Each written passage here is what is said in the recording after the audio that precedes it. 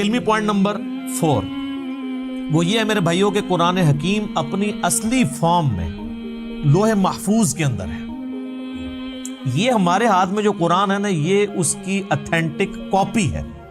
اصل میں جو قرآن ہے نا وہ اللہ نے لوح محفوظ میں لکھا ہوا ہے. بل ہوا قرآن مجید فی لوح محفوظ. سورۃ الواقعہ میں بھی آیا نا کہ وہاں سے اس کو کس نے تنزیل من رب العالمین، یعنی یہ رب العالمین کا اتارا ہوا ہے.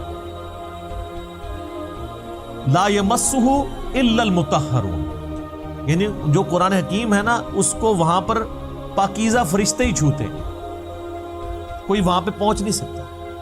اللہ نے اسے اتارا ہے، یہ جنات کے اثر سے نہیں ہے، شیاطین کے اثر سے نہیں ہے. کیونکہ کافروں کا اعتراض تھا نا کہ یہ نبی الاسلام اور بعض میں مخلص بھی تھے کہ یار اچانک زندگی کے 40ویں سال میں آپ غار میں جا کے غار حرا میں بیٹھے ہیں، ہو سکتا ہے کسی آسیب کا سایہ ہو گیا ہو، اس کی وجہ سے آپ یہ کلام کر رہے ہیں. تو وہ تو پھر آپ کو پتہ ہے آسیب کے سائے والوں کی حالت یہ تو نہیں ہوتی، ان کی تو حالت ہی کچھ اور ہوتی ہے. وہ صحیح مسلم میں بڑی مشہور حدیث ہے نا، ایک بندہ ہے جو جھاڑ پھونک کیا کرتا تھا آسیب کے سائے کے لیے، جادو ٹونا کا علاج. اس کا نام تھا ضماد، عربی میں ضاد میم الف اور دال، اردو میں زماد. کئی مسلمان رکھتے بھی ہیں نام وہ، لیکن وہ جن کے نام زماد ہے نا ان کو پوچھے نا کہ نام آیا کہاں سے ہے، ان بیچاروں کو مسلم شریف کی حدیث نہیں پتا ہوگی کہ زماد ہے کون تھا. وہ جھاڑ پھونک کیا کرتا تھا. مکے آیا تو اس نے سنا کہ یہاں پہ ایک شخص ہے کہ جو بڑا ایک ڈائنامک اس کی لائف تھی، یعنی وہ سب کی آنکھوں کا تارا تھا، ایک کامیاب تاجر بھی تھا اور لوگ اس کے پاس امانتیں رکھواتے تھے، بڑا زبردست، یعنی وہ ایک سمجھ لیں کہ اس معاشرے کے ایلیٹ طبقہ تھا. تو اچانک اس کو کچھ ہو گیا اور لوگ پریشان ہیں. ظاہر ہے جس نے 40 سال تک کوئی بات ہی نہ کی ہو اس ٹاپک پہ اور اب وہ کہے کہ میں اللہ کا پیغمبر ہوں، مجھ پہ یہ کلام نازل ہوا، تو لوگ تو پریشان ہو جائیں گے. تو اس نے کہا کہ میں جھاڑ پھونک جانتا ہوں، اگر تم مجھے اس کے پاس لے جاؤ تو مجھے امید ہے کہ میں اس کا علاج کروں. اس کو کیا پتا تھا کہ علاج اس کا نہیں اس کا اپنا ہو جائے گا. تو لوگ اسے لے گئے نبی الاسلام کے پاس. تو آپ صلی اللہ علیہ وآلہ وسلم سے اس نے کہا کہ میں آپ کا علاج کر سکتا ہوں، آپ بتائیں کہ آپ کے ساتھ کیا ایشو ہے، اپنا مسئلہ بیان کریں. تو آپ صلی اللہ علیہ وآلہ وسلم نے نا کوئی بات نہیں کی، قرآن بھی نہیں پڑھا.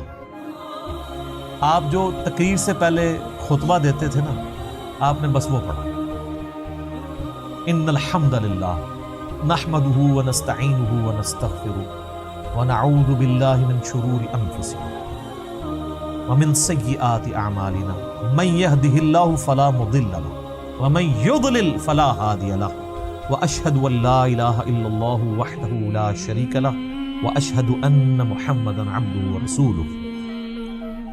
اب یہ کاش آپ کو عربی آتی ہوتی تو آپ کو پتا ہوتا کہ آپ نے کیا پڑھا ہے صلی اللہ علیہ وسلم. تو اس نے جب سنا تو وہ ہل گیا. اس نے کہا جی ایک بار ذرا پھر سنائیں.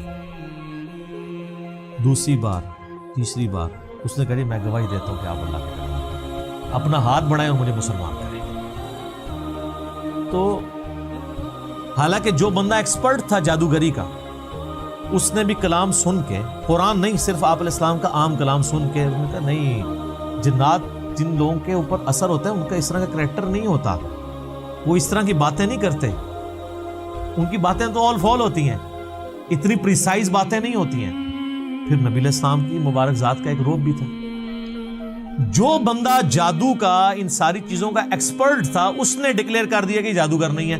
اور جو جہلات ہے جن کو جادو کا، آسیب کا الف بے بھی نہیں پتا تھا، وہ لوگ نبی علیہ السلام کو اس کے بعد بھی جادوگر کہتے رہے، نعوذ باللہ. ان کی قسمت میں ہدایت نہیں تھی نا. ہونا تو چاہیے تھا کہ جب ایکسپرٹ نے مان لیا کہ نہیں ہے تو تم لوگوں کو تو پتہ ہی نہیں یہ فیلڈ ہے کہ نہیں، تم خام خواہ کہتے ہو. یعنی یہ جو آواز حق کے لیے بلند ہوتی ہے اس کے ساتھ ہمیشہ اس طریقے سے یعنی لوگ مسچیف کرنے کی کوشش کرتے ہیں، لوگ یعنی غلط طریقے سے حق کی آواز کو دبانے کی کوشش کرتے ہیں، لیکن اللہ تعالیٰ جو آواز اٹھانی ہوتی ہے وہ اللہ تعالیٰ اٹھا دیتا ہے. ٹھیک ہے، یعنی اب یہ بھی پوائنٹ ایک اتنا بڑا پوائنٹ ہے کہ یعنی اس کے اوپر ڈسکشن ہو سکتی ہے کہ قرآن حکیم اللہ تعالیٰ نے لوح محفوظ میں رکھا ہوا ہے اور اپنے اصلی حالت میں. یہ ہمارے پاس یہ کاپی ہے. کتنی بڑی خوش نصیبی ہے کہ ہمارے پاس وہ کتاب ہے کہ جو اوریجنل کتاب لوح محفوظ میں ہے. سورہ زخرف کے سٹارٹ میں بھی آیا نا, اللہ تعالیٰ نے فرمایا کہ یہ کتاب جو ہے ام الکتاب, کتابوں کی ماں, اللہ کی ہارڈ ڈسک لوح محفوظ کے اندر ہمارے پاس ہے. اور یہ یاد رکھیے گا, یہ مصحف جس ترتیب میں ہمارے پاس موجود ہے نا, اسی ترتیب میں لوح محفوظ پہ لکھا ہوا ہے, اگرچہ اس کی ترتیب نزول یہ نہیں ہے. مصحف کی ترتیب آپ پتہ نا, سورۃ العلق کی پہلی 5 آیات نازل ہوئی ہیں, وہ تو پارہ نمبر 30 میں ہے. سورہ بقرہ جو ہے وہ اس وقت نازل ہوئی ہے جب 2/3 قرآن نازل ہو چکا ہوا تھا. مکی قرآن وہ شروع میں ہے, لیکن اللہ کے پاس لوح محفوظ میں اسی ترتیب میں ہے. وہ اللہ تعالیٰ نے اس کتاب کو سرکمسٹانسز کے اوپر نازل کیا ہے, اور یہ اس قرآن کی سب سے بڑی خوبی ہے جو کسی اور الہامی کتاب میں نہیں ہے, کہ جو سرکمسٹانسز کے اوپر نازل ہوئی ہے اور مسلسل 23 سال تک.